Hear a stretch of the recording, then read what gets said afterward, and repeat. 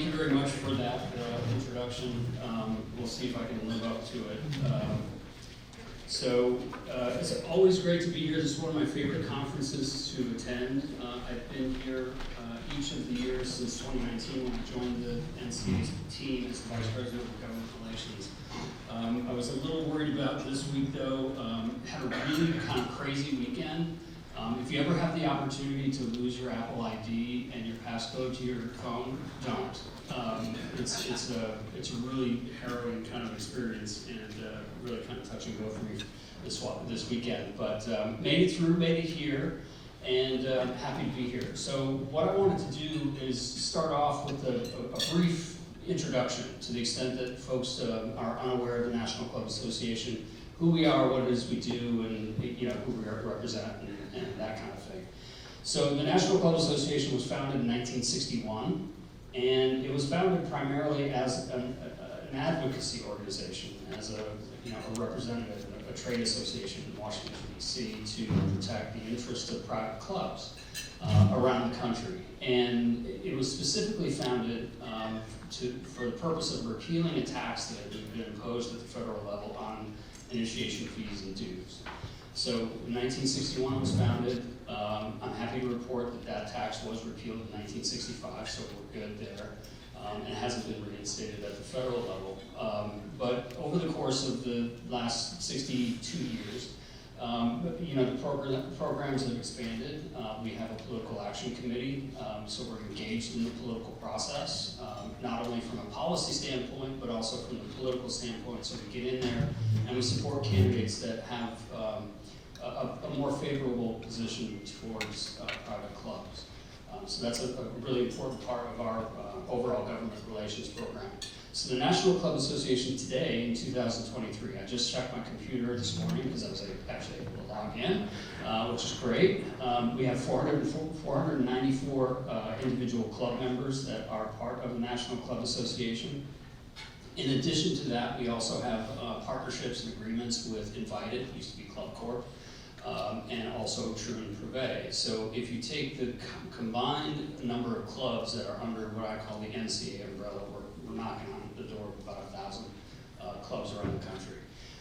And like I said, we are an advocacy organization, but we also do insight and governance. I'm going to talk a little bit later about one of our more recent projects that we've been very, very excited about, and you've probably heard some of it, but it's related to a governance handbook. We also provide resources for clubs and club members, club directors. Speaking of which, Club Director is our sort of flagship magazine. If you haven't seen a copy of it, try to get your hands on one. We can arrange that.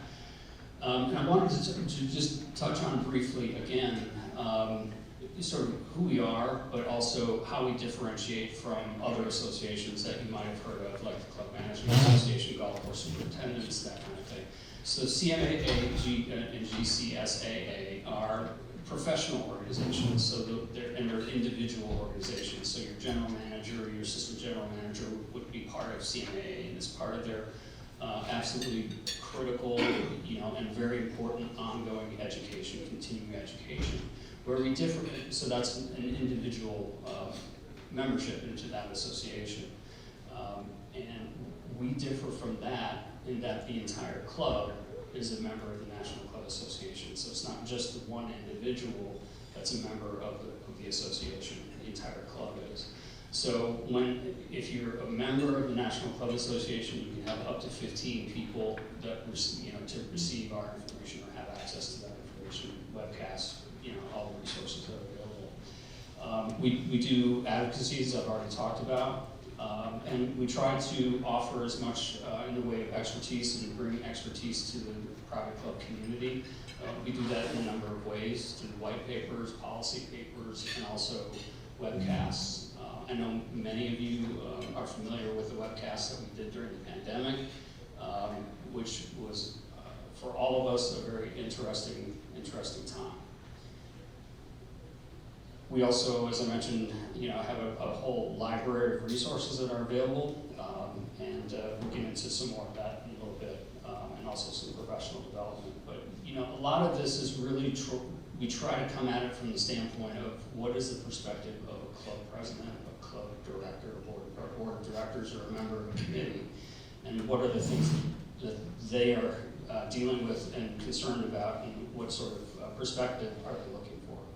Here's a list, and this is all, I think, I would think I was able to get it in time to Kevin to get it on the thumb drive that you all have, but it's a list of our private club resources for leaders and members of the National Club Association.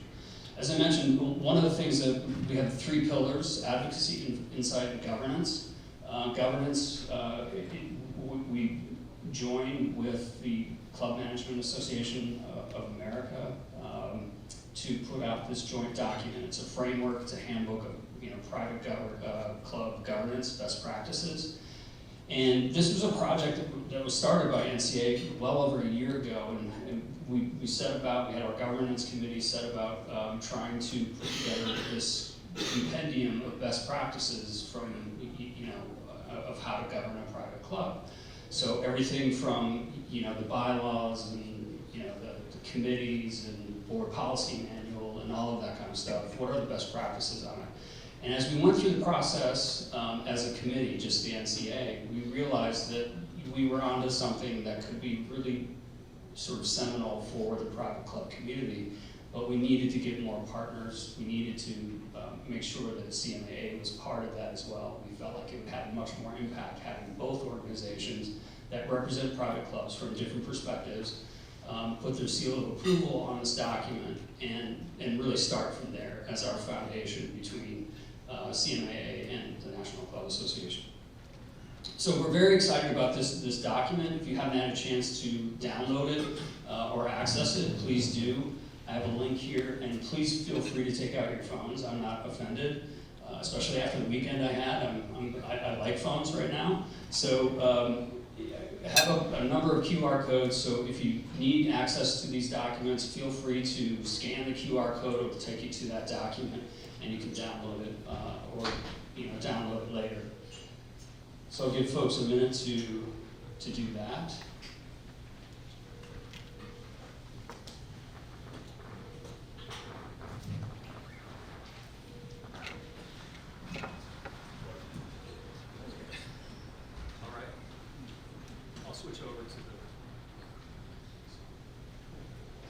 So in addition to the private club governance manual that we put out, we do have a number of other publications that touch on many different areas. But one of the things that I felt was really important as I came on board the National Club Association as the Vice President of Government Relations in 2019 was that the organization didn't have a policy agenda or any sort of guiding documents about where the position, where the association stands on any given issue, whether it's legislative, regulatory, or legal issues. So we went through our government relations committee, created this this National Club Association policy agenda, and that was started 2 years ago in 2021. We finalized it, approved it by the board, and this is something that we go through every 2 years. So when it's an election year, we will look at our policies again and determine if there's anything we need to change based upon the political environment or new issues that might have popped up, that kind of thing. And this document is not one that's really heavy, that gets into any particular piece of legislation. It doesn't say the National Club Association opposes or supports HR 234, which does X, Y, and Z. It's really looking at things from a higher level, a 30,000-foot level, and it's broken up into 5 different categories. It's broken up into tax issues, healthcare issues, environment, immigration, and labor policy.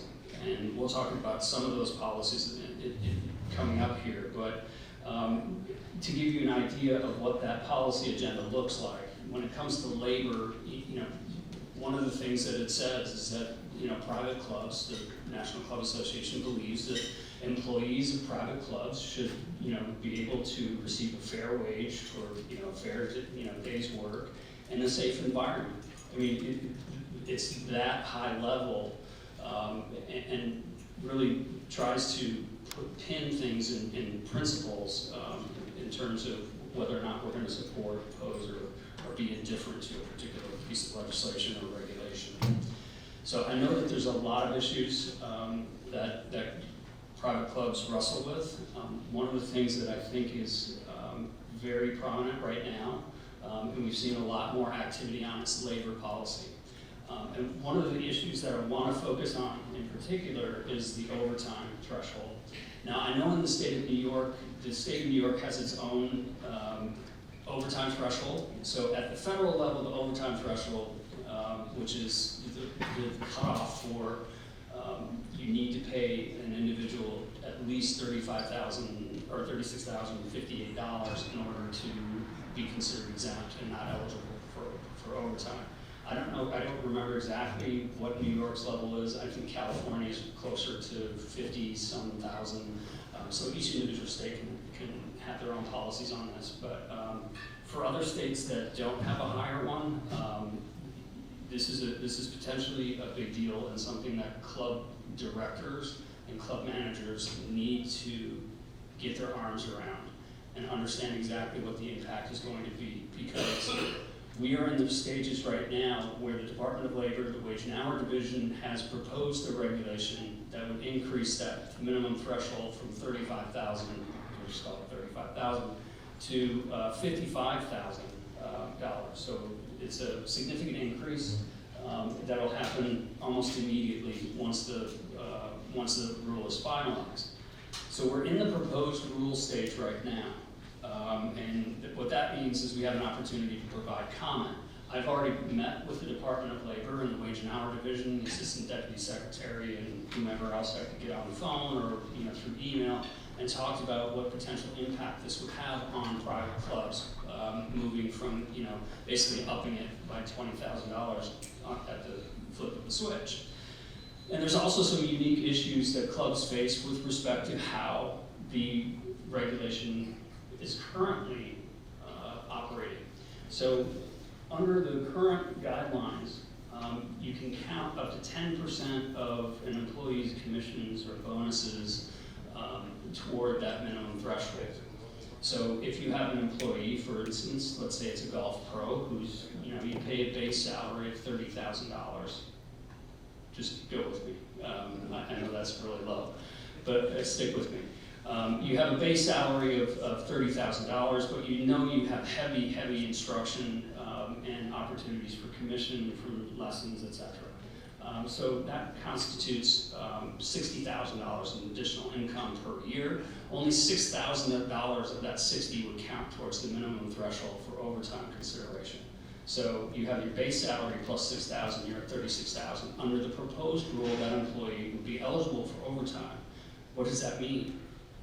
What that means is now, instead of that employee using the hours or working the hours he or she needs in order to earn that $60,000, the club is now going to make sure that that employee doesn't work the overtime, thereby reducing their eligibility or their opportunity to earn commissions, etc., and effectively lowering that person's income.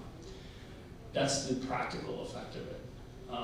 But also, that has an impact on the services and the member experience that you all provide. So when I say that this is something that we need to be mindful of and look for what potential impact, that's what I'm talking about. And it's not just golf professionals, it's anybody who's providing any sort of instruction at the club, whether it's tennis or pickleball or whatever, swimming. So again, something to really keep an eye on. In addition to the $55,000 sort of threshold that they initially put out in the proposed rule, if you read the fine print of the proposed rule, it says, we think it's going to be 55, but it could be higher. And essentially they're saying it could be up to 60,000 plus for that minimum threshold. So not only are we dealing with uncertainty about what potential impact, we don't even know what the number is they're proposing. So that's a problematic situation for us. It is something that we did asked the Department of Labor for additional time because we're in the 60-day comment period. They got back to us on Friday and said, thank you for your request, but we're going to deny it. And so we are in the process of putting together our comments and responding as an industry. One of the things that I'd like to do, if it's possible, and you'll have my contact information here at the end of the presentation, but as you go back to your club and you look at, you think about this proposed rule and how it might impact you going forward, again, whether it's New York, New Jersey, Connecticut, whatever state. And I'm asking this to folks around the country. I was in Atlanta last week, asked them the very same thing. Please let me know what sort of impact it could have on your club and your employees in particular. If you have a set of employees that are going to be potentially ratcheted back on the number of hours that they can work so that you don't expose yourself to potential overtime, that's important to know, because that, the Department of Labor is not really going to care whether or not, Mount Vernon Country Club is spending a little extra on labor. Okay, they're just not. But they are going to care about the employees of Mount Vernon Country Club that suddenly have their income slashed because they're not going to be scheduled as much because then they're getting overtime. So those are the kinds of things that I'm looking for from the private club community to be able to inform our comments. So I encourage you to please, if you go back to your club and think about it, get back in touch with me. One of the things that we're also going to be doing, and the overtime issue is kind of the first test of it. So we had our board meeting, National Club Association's board met a couple weeks ago on September 25th. And it was, so I'm in my first year, completing my first year and a half, either as interim CEO or as full-time CEO. So one of the things I talked about with the board was looking forward. Where is the NCA going to be going in the next 5-6 years? What's the vision? And one of the things I told the board was that I'd really like to operationalize our government relations a little bit more. What do I mean by operationalize? So take this overtime issue. When we put out information every week the Congress is in session, we put out a Washington Weekly Update. And it's something it's a very much a chronological sort of approach. So it's sort of like watching a series on television, right? There's stuff that happened, months ago, but we don't always back up, go back that far and provide that information. So what I wanted to do was create a better resource for not only club managers but also board members to, look at these issues in a more sort of focused way. So we are in the process of putting together, essentially, it's really just a backgrounder on this particular issue, getting into some of the details, but at the end of it, there are a list of questions that we want clubs to think about and also provide the feedback on, because it's really kind of trying to get at where this potential rule has the impact and get people thinking about what it is that is going to potentially happen as a result of this proposed rule. And then it provides a method for feedback and also a survey. That's really easy to do. Yeah, go ahead. Likelihood of passage of this proposed rule? 100%. 100%? Yes.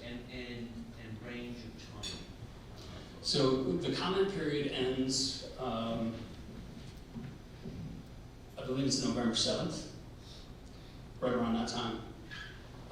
And then what happens is, thousands of comments will be filed. The Department of Labor is obligated under federal law to consider those comments. We can have a discussion about whether or not they actually do, but it is what it is. So they will take a period, go through those comments. They will then respond to those comments in their finalization of the rule. But what happens before that is it actually gets sent to the White House, to the Office of Management and Budget, Office Office of Information and Regulatory Affairs, OIRA, for review prior to being finalized. So we hear about when things get transferred over to the White House, or when the White House is close to sending it back. So we'll have a better idea what the timing is. But it's likely, if I were to put a window on it right now, probably around February or March. Please don't hold me to that.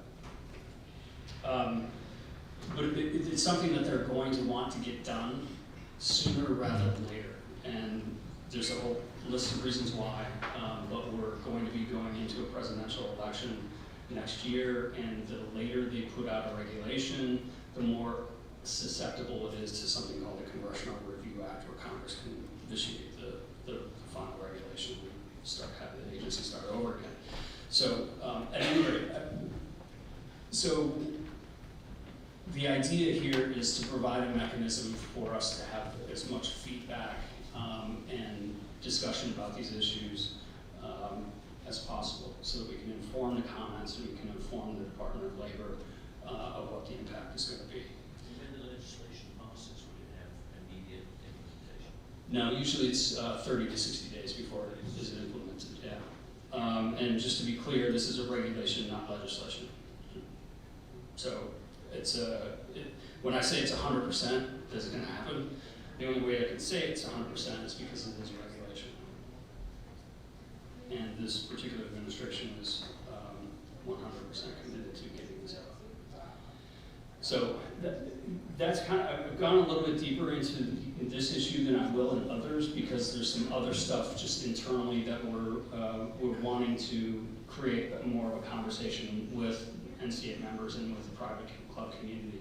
But this is really the template that we're going to try to use going forward to, like I said, operationalize our government relations program in a more meaningful way. Other issues that I know are very important to clubs on the Eastern Seaboard, Mid-Atlantic, is the H-2B visa program. We did make some good progress with including a provision in the appropriations bill for Homeland Security that would exempt previous returning employees from the overall H-2B visa cap. Unfortunately, over the course of the last several weeks, with the funding games that has been going on with the budget and other things, that provision was stripped from the appropriations bill, and so we're no worse off than we were. We just, we were hoping that we would be able to get that in the final package. There's still a possibility we could. It was stripped out because of the continuing resolution to keep the federal government funded. The final appropriations bill for FY fiscal year 2024 has not been completed yet, so there's still an opportunity for us to capitalize on that. And it was an important first step, because it's the first time we've actually had that type of language in an appropriations bill. It's always been a little bit more wishy-washy, and so it was an important thing. We have to count small victories when it comes to legislation and regulation sometimes, and that's definitely what it was, at least right now, was a small victory. So on Friday, the USCIS, Customs and Immigration Services, announced that the cap for H-2 visas for the first half of FY24 has been reached. So we are in that phase of the program. And it's still possible. One of the things that the Biden administration, to their credit, did this last year, October 2022, is they announced pretty early into October that they were going to release an additional 64,000 and change supplemental visas. It was, as far as timing is concerned, it was absolutely perfect. Now the execution and implementation of that we had some issues with, but they started off on a strong note by releasing those additional visas. So we're working with the administration, we're urging the administration to do the same thing this year, but also followed up on the back end with some of the implementation. We've had some issues with backlogs and processing the H-2B visas and permits and all that kind of stuff. So let's, great job, let's get on the ball here. You know, it's not enough to just say you're going to do it. You actually need to provide the resources to do it. So that's kind of where we stand with the H-2B and immigration programs. Another issue that I wanted to raise, you know, in the Northeast, you wouldn't think that we necessarily need to have a discussion about a heat standard, but this applies to indoor and outdoor. OSHA announced a couple of years ago that this is something that they'd like to do. This is something that, you know, has been part of discussions for quite some time. And I'm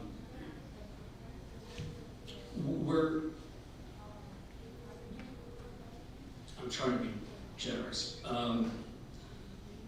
There's some weird stuff happening with this particular issue.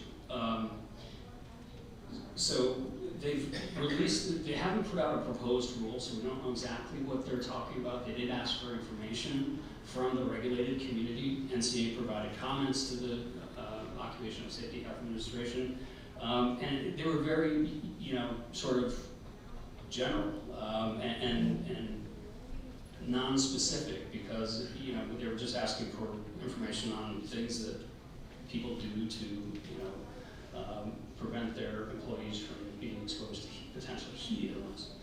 So, you know, we provided our comments and said, hey, look, you know, this is something that you've talked about for some time. If you are hell-bent on doing this, at least just don't be overly prescriptive. Don't be rigid about, you know, you've got to do this, that, and the other thing at certain temperatures reached and that kind of stuff. These are highly personal, highly adaptive, highly individualized situations. People react to heat in very, very different ways. Some people tolerate it better than others. And so we encourage them to be, you know, flexible and however they structure it, to frame it in such a way that it really fosters collaboration between the employer and the employee, which, you know, I thought that this was very sound, sage, reasonable advice. And I don't think they took it. So to give you an idea of where they're at right now, so they released a framework of what they're thinking about for exposure to heat illness and what that means, and, you know, what the triggers are and all of that kind of stuff.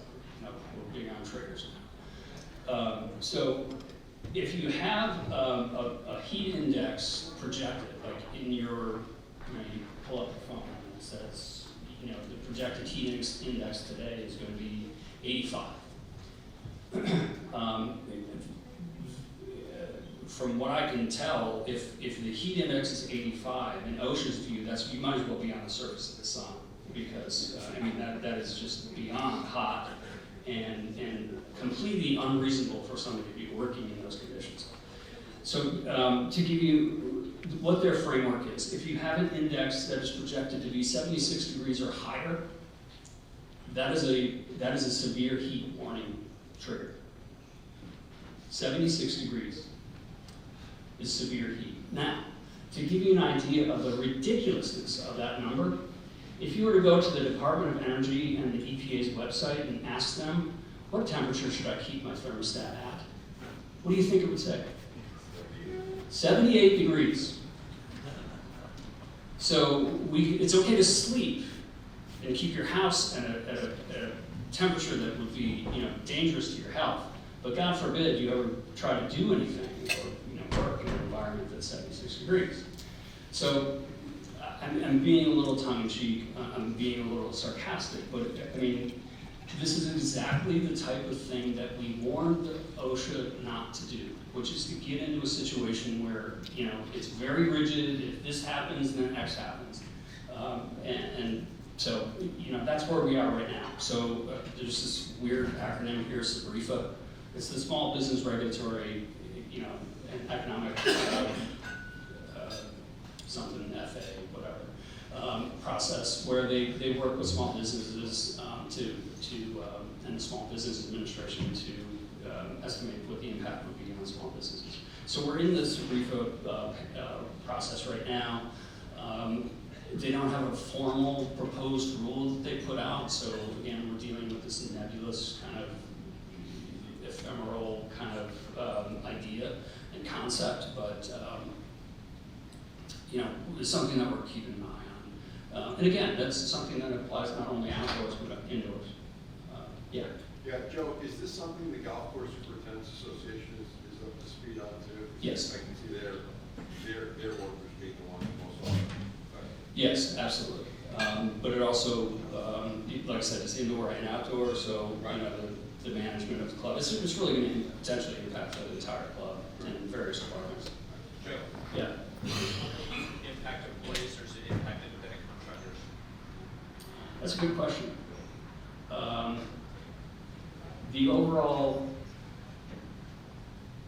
I don't want to give you an answer until I look into that. But it's a good question because there is a responsibility as the contractor to provide a safe environment. So there could be some cross liability there. I don't know. But it's a good question. Yeah. So, as an example, in the kitchen, for 90 degrees all year long, Mm-hmm. for decades and hundreds of years, for the kitchen, that there seems to be good for us, or how does that work? Yeah, like I said, we don't have a proposed rule, so I don't know exactly what they're going to require. But OSHA has this, over the course of the last decade or 15 years, what they've been trying to do is move towards less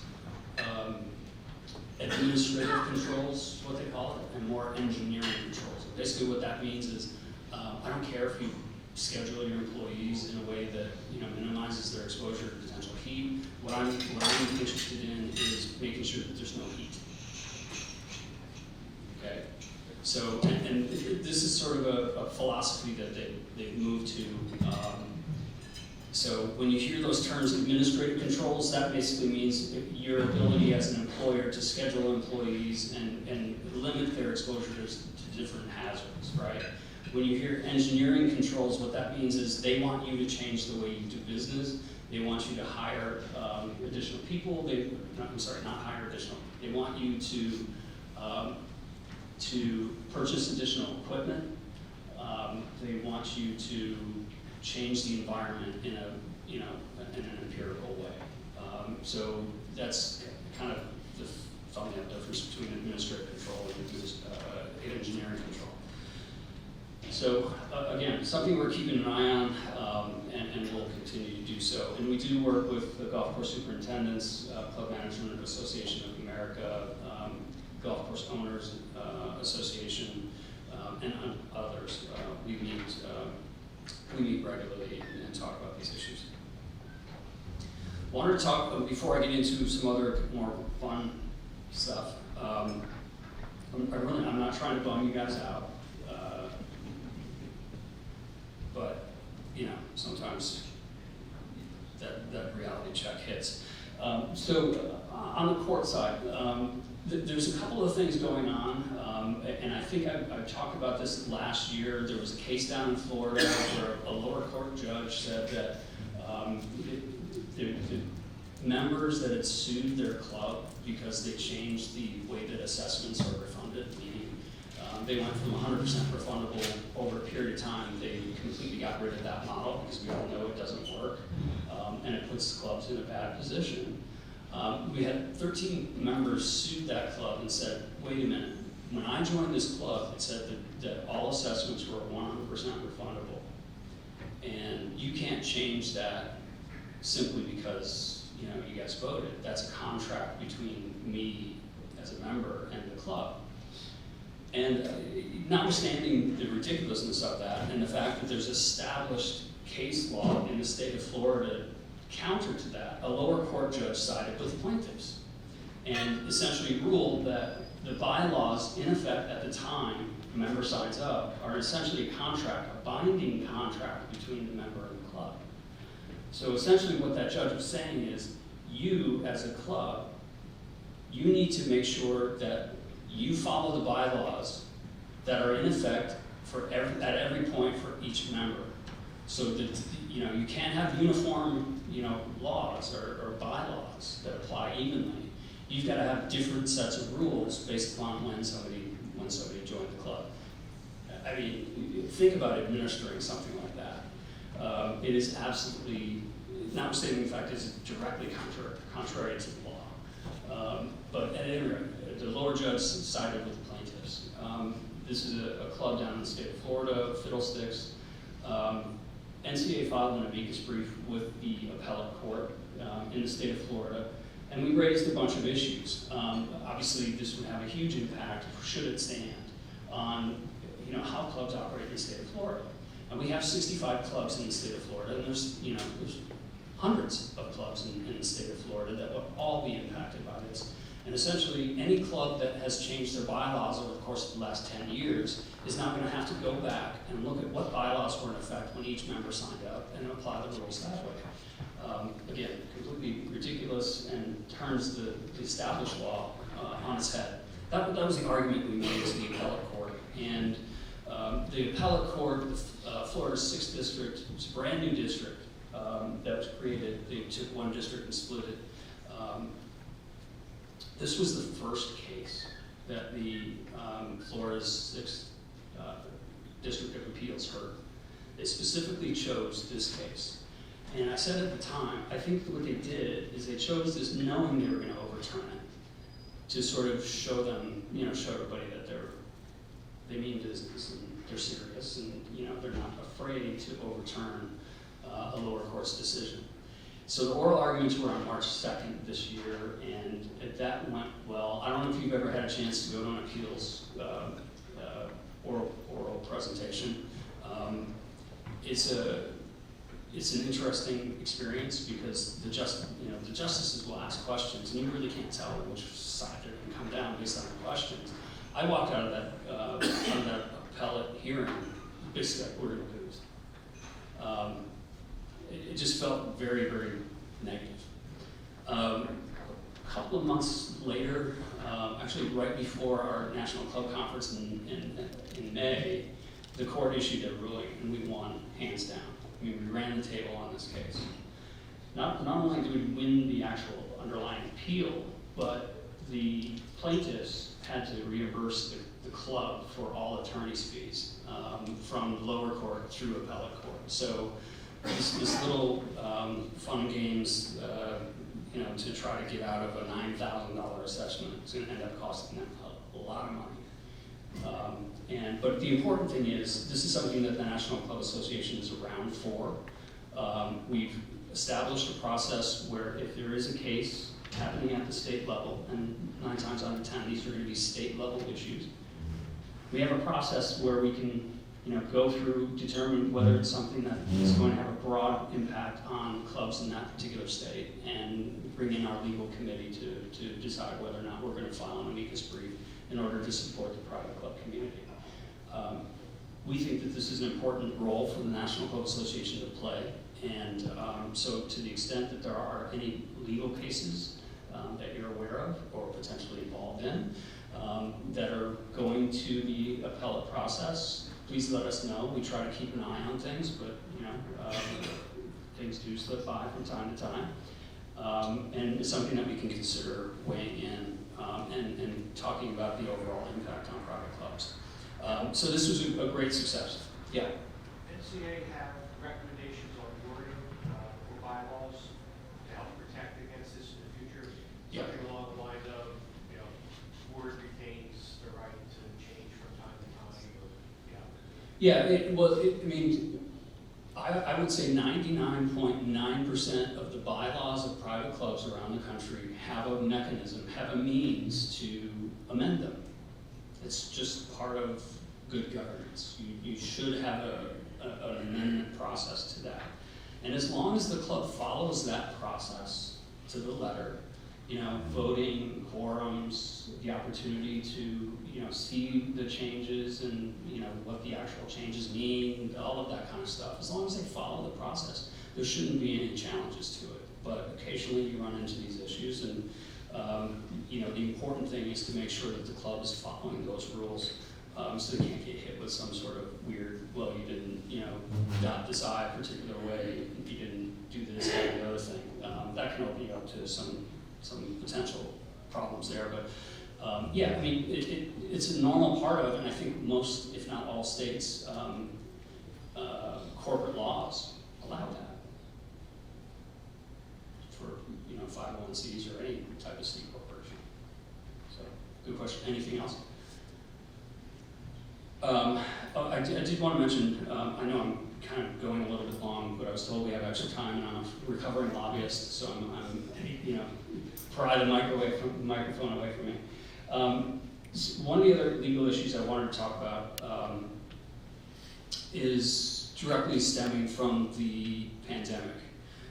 We have heard reports, and I know that there are cases of clubs that have been questioned by the Department of Justice for their applications for Paycheck Protection Program loans. Throughout that process, you may recall, obviously NCA was doing webcasts and talking about the PPP, we were talking about employee retention tax credit, a number of issues that affected private clubs, or were potential avenues for private clubs to see relief. If I had a nickel for every time I was asked whether clubs are eligible for PPP from 2020 until today, it'd be a decent little nest egg. So that was a process we went through. Initially, when the first iteration of the Paycheck Protection Program was created, we're talking February, March of 2020, clubs were eligible. But when we went through the negotiations and, before it got to the floor of the Senate, it was stripped out. And it wasn't anything to do with clubs, okay? It wasn't anything, any sort of animus towards club or belief the clubs shouldn't. It was caught up in a whole basket of issues. Central one being abortion. I don't want to get into why, but it was. So for the period of 2020 until the spring of 2021, clubs were specifically not eligible for the Paycheck Protection Program. Not eligible. No question, no ambiguity, you are not eligible. Despite this fact, and the fact that we are screaming this from the mountaintops as loud as we possibly could, a number of clubs did fund PPP loans during the years of 2020, leading up into 2021. Those clubs right now are not in a very good position with the Department of Justice in terms of defending their position of taking that loan. I think we're going to see, we have yet to see how this will all play out. Unless they can prove that there was some really nefarious things going on, fraud, or an actual knowing that they were not eligible and applying anyway, I think it's probably going to end up with a situation, again, please don't hold me to this is all subject to negotiations between DOJ and clubs and their attorneys and that kind of thing. I think we're trending in a place where the Department of Justice is going to require the clubs to turn back the money, to pay it back.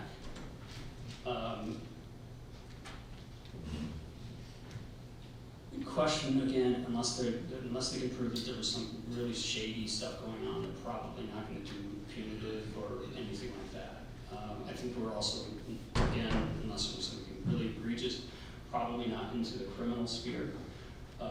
And these are something that potentially expose board members, managers to criminal prosecution.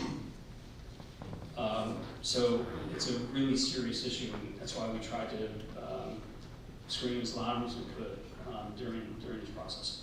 Things changed in 2021. It opened up to all 501c organizations, but there was also a little codicil of SBA established regulations that said if you're an organization that limits your membership for any other reason than capacity, you're not eligible for SBA loans. Here we get into a little gray area of interpretation of what exactly capacity means, that kind of stuff, but the Department of Justice is and has been reaching out to clubs who funded those loans in 2021 subject to those particular, that particular language. Again, it seems to be, from what I'm hearing, more focused in the state of Florida and Pennsylvania. And frankly, what I think is that they're using those markets as test markets to see how things go, and then they'll basically just release the hounds and go wherever they can to use however they sort of establish that precedent in Florida and Pennsylvania. California's also up there too. And basically apply that across the board. So again, this is all developing, but something to keep an eye on. Hopefully we don't have anybody here who's responding or trying to comply with subpoenas and investigations and that kind of stuff. But I just wanted to give you all a heads up on that. Hey, Joe. Yeah. Regarding the employee retention tax credit, Mhm. been any audits or pushback? I haven't heard of any audits yet. There could be, I just haven't heard it yet. They did stop processing those payments or applications for the ERC. So, and it's, from my perspective, just thinking about how this all played out, I don't know how you could still be applying for ERC anyway, but, looking back, as we were going through the process in 2020, 2021, what was happening in PPP was what was happening, but all along, one of the things I was trying to really promote and talk to folks, whether it's on the phone or in the webcast, is look at the ERC. It's a much simpler program. It's not subject to disclosure. It's basically, a private agreement between you and the Internal Revenue Service, which is, I know, not always a comforting prospect, but it's a private transaction, so it's not subject to disclosure, et cetera. And I know for my club in particular, it was pretty positive to the net, to the bottom line. Now there's a whole lot of things that you have to go. It's not free money. I mean, you're still paying your employees and that kind of things. You're getting some back, but you're not getting everything. Not being made whole. So we encourage folks to use the ERC program. So I'm not sure. Did I answer your question? Just asking if any audits were coming back? Yeah. I haven't heard anything. So very long-winded way of saying that. Again, I've got some QR codes here. Wanted to share some stuff with you. We've got our Club Director magazine. That picture there is our chairman, Malcolm McCall, who's also a former club president. Great article there, and some other stuff that you can look at later. One of the other publications we have 3 other publications in addition to Club Director. We have Club Trends, we have Club Business, and we have Club Governance. As you might surmise from those 3 different titles, there are 3 different subjects.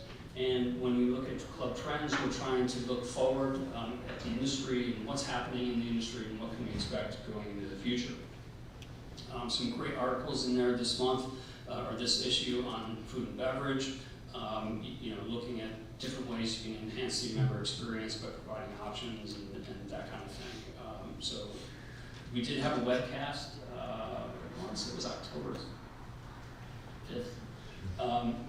It was a great webcast, and it always is. So if you didn't catch that, please avail yourselves of that. Looking ahead, the club director coming up this fall, we're looking at some winter activities. So up here in the Northeast, obviously you're changing over from golf or tennis or outdoor, summer season.